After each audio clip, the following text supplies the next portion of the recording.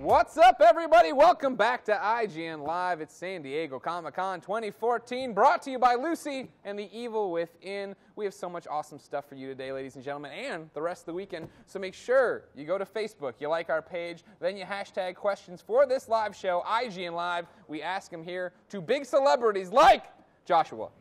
No, not me. Oh, I'm sorry, Robert Kirkman and Eric Golden. Oh, me. Hey, what's up? Hi.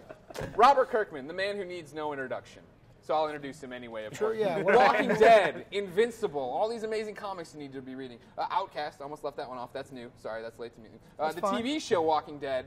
Now you're getting into the major motion picture business with a little flick called Air. Not so little. Well, you know, for once in your doing life, the will you undersell, just the yeah, undersell. exactly. Now you get to go Sure. big. Tell me all about Air. What's happening with this? Air, it's a fantastic movie. Stars Norman Reedus and Jaimin Hanzu. It's directed by Christian Cantamesa, who's worked on Red Dead Redemption, a bunch of other video games, and this is his directorial debut. And it's a really great, very personal sci-fi story about two maintenance workers, like after the apocalypse, in this like cryogenic, facility. Just doing maintenance, and then things go bad, and then there's conflict, as I like to say. It's turned out really great, and it's very tactile visuals, and it's very gritty, and it's a different kind of sci-fi, which I'm really excited about. Here's the thing about you. Is I don't understand. You have a family. When do you make time to see them? Because the comic, the TV show, you do books every so often. Now you're doing this movie. Do you remember your wife and your children? I see them all the time. No, I mean, I actually, to a certain extent, I try to keep banker's hours during the week. I just, a buddy of mine a long time ago, Eric Larson, creator of Savage Dragon, said, the work will take as much time as you give it. And I was like, okay, well, that seems to make sense. And he was like, yeah, look, if you give yourself 16 hours a day to work, you're going to work 16 hours a day. You give yourself 10 hours a day to work, you're going to work 10 hours a day. If you don't get it done by the end of that day, you're going to work harder the next day. And eventually you'll train yourself to make it work. And so far, so good. I mean, every now and then, at night I'm working. Yeah. But for the most part, I get it in there. And, I got people bugging me a lot because sometimes I don't have everything done. But whatever. I'm sword fighting with my kids. Having a good time. That's impressive. Yeah. I just talk about video games and I don't get it done in time. I'm like, ugh, worst life ever. Air is another story about the apocalypse. And obviously, The Walking Dead is another apocalypse story. What about that fascinates you? That one comes with these concepts? I mean, it's the best situation to me. I mean, as a fan, to explore human nature. Because when you put people in stressful situations and unreal situations, you really get to delve deep into the real emotion that comes out from that. And I like the fantastical added stuff that makes it interesting and cool, but at its core it's very real emotion and very real situations that these people are dealing with, and it's just heightening that, which I think the apocalypse is pretty good additive. Yeah, it usually heightens things. Yeah. It's like I want to do a story about people that play cards. Well, how about a story where they play cards in the apocalypse? How about some kids eating ice cream? How about kids eating ice cream in the apocalypse? It makes everything better. Well, that's, on Walking Dead, yeah. I mean, sometimes a big moment can come from when they get to do something mundane because it's so not part of their existence. Yeah, and it's finding those moments and having these characters still live lives and do things, and you're like, wait, oh, look at that, they're finding each other in the apocalypse. Oh, Glenn and Maggie, I love this relationship. You may not be as invested in that if it wasn't all this tension and turmoil and danger around them. How much did you like the second half then of The Walking Dead this last season? Because it felt like for me that was hated it. No, that was for me. It was that's The Walking Dead I always think about from the comics, right? These really personal stories and these little vignettes almost, right? Of them doing something specific and discovering something about themselves. I loved that. Yeah, no, I really got to hand it to Scott Gimple. I think that season 4 was our best season up to that point, and he kind of came into the room that year with the whole they're going to leave the prison, and then we're going to separate them, and I want to do this episode, this episode, this episode, and he had a lot of those beats, worked out when he came into the room. He came into the room prepared, which is really cool. That fantastic episode with Carol and Tyrese, we talked about that on day 1. Oh, wow. And he was like, yeah, it's going to go this way, and it was adapting that Ben and Billy story from the comic, but he had so much different stuff added to it. It was great, and now we're working on season 5, and he's doing a great job again. Anything you can tease about season 5? Obviously, absolutely nothing. Ah, no, look, come on, Kirkman. Here's a tease. Rick Grimes in the comic and Rick Grimes in the show are sometimes very different. But you see the evolution that Rick Grimes went through in the comic, and he certainly hits a point where it's like, holy shit, this guy's capable of anything. He can do anything. Like, this guy's the guy, you know? And that's the point we're getting to in the show now, which is something I'm really excited about. Andrew Lincoln is just absolutely bringing it this year. There's some really cool stuff happening with him. And, you know, they're in Terminus. They're trapped in that train car. There's no time jump. We're coming back right into season 5 in that train car. But it's this Rick Grimes that is so ready for anything. It's the exact worst moment that they could have abducted this guy. So it's going to be pretty intense. Real quick, before we jump away from TV, I just want to remind you of this up-and-coming young actor named Dave Fennoy, who would be a great Ezekiel. I love that. I love those those tweets I'm getting from you. I just wanted to let you know. I don't know if you've heard of Dave Fennoy. He was the voice of I don't know who Dave Fennoy is. Like, I don't know he has dreadlocks. Like, I don't know he kind of looks like Ezekiel. He doesn't kind of. You ripped him off. Just admit it. I want to see the notes of the comic when you're like, Ezekiel, picture Dave Fennoy. Speaking of the comic. You're going to get Dave Fennoy to sue me. Dave, no, I'm going to get you to put him on your show. And I'll be his little sidekick. We're a ways away from Ezekiel. I know. I don't want you to rush it. I enjoy it. We got time. I know you do. You're not going anywhere. Everybody loves that I'm not ruling it out. Okay. Oh, thank you. That's all I wanted to hear. Good enough by me. Let's talk about the comic. Joshua, the comic's been crazy as hell. You just finished up All Out War, huge event. Yeah. And so what do you do to follow up something like that? Well, I mean, we changed things quite a bit. Yeah. I mean, we jumped through forward in time, like an indeterminate number of years. There's definitely, you see Carl's older, things are different, and it's a much different book now. I love the fact that, the book can change and evolve, and, it's still the same story, it's still the same characters, but they're doing different things. I don't want to get too bogged down with, it's zombies and we're killing zombies and we're in danger. Like, this is a new phase for the series. They're rebuilding civilization, and there's actually there's structures, and they're working together and they're building things, and it's a whole new era. So there's a lot of cool stories coming up. That's exactly what I was gonna say. It feels like a whole new era, almost like a soft reboot. I don't want to say reboot, but soft reboot of the franchise. And you're exploring all these different things. What would you say is the tagline of the story before that, and how has it changed? Like, what is the new status quo? Good Lord, I have no idea. Well, I mean, I say that they've been surviving up to that point, and now they're living.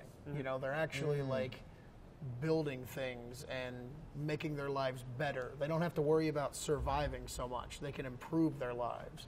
And, maybe that won't go so well. I don't know. Right. Probably going to be some conflict at some point, right? That was the thing. You're not going to get me again. I rember in the prison when I was like, oh, man, they're just the prison's working out just like they're playing. And then, they're playing basketball. They're reading books. This is going to go well. Was it a hard decision to jump ahead and change the book and kind of soft reboot it? Not really. I was working on the All Out War storyline. And at the end of that storyline, Rick, basically wins. Yeah. And he unites all these different factions, and that, to pay off correctly, leads to peace. And so, I was going through my notes, and I was like, okay, so I've got all these stories lined up, and this is the issue where they build the windmill, and this is the issue where they learn to bake bread, and this is, I'm like, this is not fun. No one is going to like this baking issue. bread issue is amazing. And so I was like, I'm going to skip all this stuff. It's important, and it's going to be a big part of the series moving forward, and there's a lot of really important events that happened in that gap that will be revealed. I haven't seen Michonne. You guys seen Michonne? Nobody knows where she is. And there's a lot going on, but it would have been a hard 2 years of the comic to get through. So I was like, I'll skip it. Is it crazy for you? Last year I was lucky enough to go to the 10th anniversary party here at Comic-Con for The Walking Dead. You create this comic book, this gritty, black and white horror comic book. 10 years later, there's this giant party, Weezer's playing. So what has happened from what you created? Well, sometimes I feel like I fell into another dimension, the dimension where stupid stuff happens. This isn't right. Why is this? And I was telling somebody earlier today, they asked me why did you ever think it would be so successful? And I was like, when I was doing issue 1, I was like, man, I hope this lasts to issue 12. Yeah, right. I had no idea. So yeah, it's certainly a surreal, strange thing that, continues to get stranger and more surreal. So we'll see. Speaking of getting stranger and more surreal, Invincible. Yeah. Man, you screwed that universe up good. Like, everything. It looked like it was all we were getting happy. It was Invincible, and I knew what to expect. I knew what to expect. It felt like issue after issue. This is going to happen. This is going to happen, and then that's all done. I don't know what's going to happen. Is that what you want? You want to know what's going to happen every issue? No. Oh, great! This is the one where he punches someone. Like, no. I still expect him to do that. Well, he'll probably punch some more people, but no, you got to change things up. I want to do these books for as long as I can possibly do these books, and no one is going to be interested in issue 120 if it's basically the same as issue 30.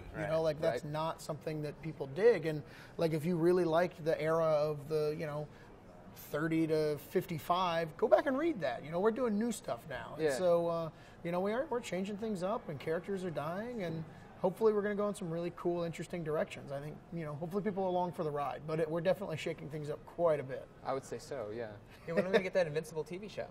We'll see. Or a movie. Yeah. What about the Telltale? We were very what about close. the Telltale game? There you go. Give me more Invincible. I know. Gotta call Telltale. Yeah. See what we can do. I know some people over there. I can hook you guys up. And get Really? you going. Yeah. Oh, yeah. I know some people. I can't get them to return my calls. Similar question though. I mean, to The Walking Dead, were there moments where you're writing what's happening in Invincible, you're like, do I really want to kill that character? Do I really want to change it this drastically? Or was it always just like, the kids will come along no matter what?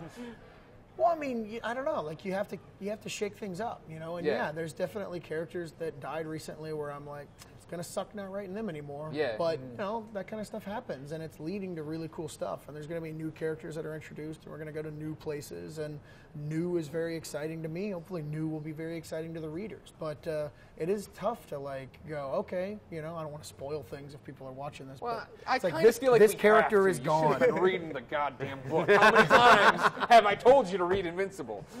Tell them again. Read Invincible. It's great. It starts off, you think it's going to be one thing, and brother, it ain't. No, everybody should be reading Invincible. Yeah, and another comic, obviously your new comic is Outcast. Yes. This is unlike anything I ever expected from you, and I don't mean that as an insulting This is way. really good. But We didn't expect it's just that because you get one thing with Walking Dead, and another thing with Invincible, and you're like, well, what else could he bring? It's the horror concept of this person who is possessed by a demon, or and I don't even know. And sometimes you're even wondering, is this in his head? Is this like a mental illness? And it's sort of like touched on, but you really do believe by the end of it that like this is real and this can happen. You've built yet like another world in one issue, one oversized issue that you should check out. And it is absolutely amazing. Please. So, and the artist is incredible. Please talk about like Paul Azaceta is absolutely amazing. I couldn't be happier to be working with him. It's a horror comic, but to me, horror is very dependent on sound and motion. I know that there's mood and all these other things that you can do in horror, and novels, I think, paint a picture that it's very hard to paint in a comic book series. And so I didn't know that we'd be able to make Outcast as scary as I wanted to make it, but working with Paul and seeing what he's able to pull off, just the atmosphere and the mood that he's able to bring, and some of those shots of that little, Joshua, the possessed kid in the first issue, I'm like, I don't want to look at that motion and scaring, and like just the way they have his body like crinkled, you're like, oh Lord, I do not. And the coloring really helps with that as well. Yes, Betty Brightweiser is absolutely amazing. She does a lot of work with Ed Brubaker. She's coloring the Fade Out, his new book, and she does Velvet. With Ed and Steve Epting, and she's fantastic. I wish I could get her to do more, but Ed's keeping her really busy. Ladies and gentlemen, we want you to be part of this here show, so we go to Facebook right now for a question from Brian. Brian says, are the Walking Dead comics going to be staying at their current one issue per month, or will they go back to the 2/3 week schedule? Yeah, we're going to change things up a little bit. It's hard to do that consistently for a long time, just because, Charlie Adlard has to have time to draw them, and I'm slow writing them.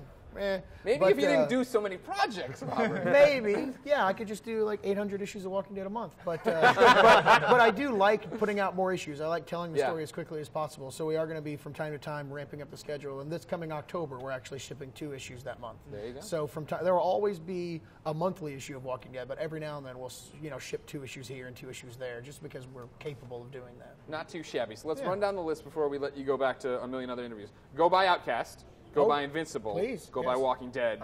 Watch Walking Dead on TV when it comes back. Please do. Then watch the new movie Air. When's that come out? That comes out spring of 2015. So it's just around the corner.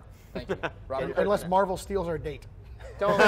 Marvel, you've had Wouldn't enough. dare. Come on. Robert, thank you They're for your taking time. all the dates. They won't let us go. Ladies and gentlemen, don't you go anywhere. This IGN Comic-Con live stream is just getting started, and it's only going to get crazier. So here are some messages, but then it gets crazy again.